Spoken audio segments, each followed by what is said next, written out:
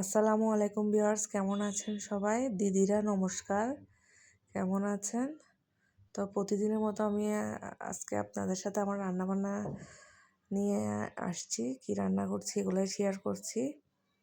তো তেমন কিছু রান্না করিনি, একটু মাছ রান্না করছি। তো আপনারা যারা আমার ভিডিওটা দেখছেন প্লিজ লাইক আর সাবস্ক্রাইব করে দিবেন। তো ভালো না লাগলেও লাইক দিবেন। আমি নতুন, তাই একটু ভিডিওটা আপনাদের হয়তো ভালো না লাগতে পারে।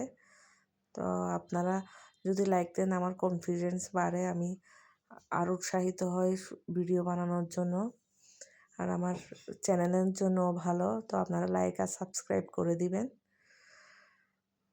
তো এখানে আমি মাছ রান্না করব।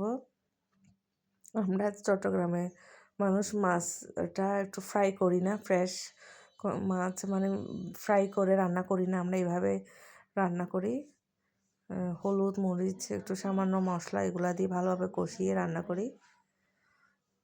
তো আপনার এক এক জেলায় এক একভাবে রান্না করে, অনেকে কাঁচা মাছ রান্না মানে খেতে চায় না।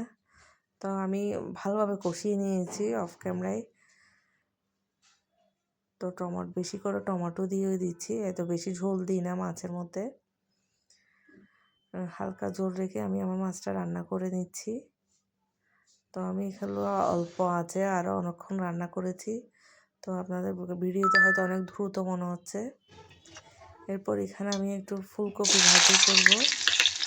সবসময় ঝোল খেতে ভালো না লাগলে যাবে হলুদ দিয়ে টমেটো দিয়ে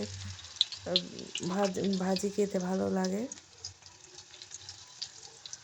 তো সবাই আমার ভিডিওতে দেখুন, লাইক দিবেন প্লিজ। আল্লাহ হাফেজ, আসসালামু আলাইকুম।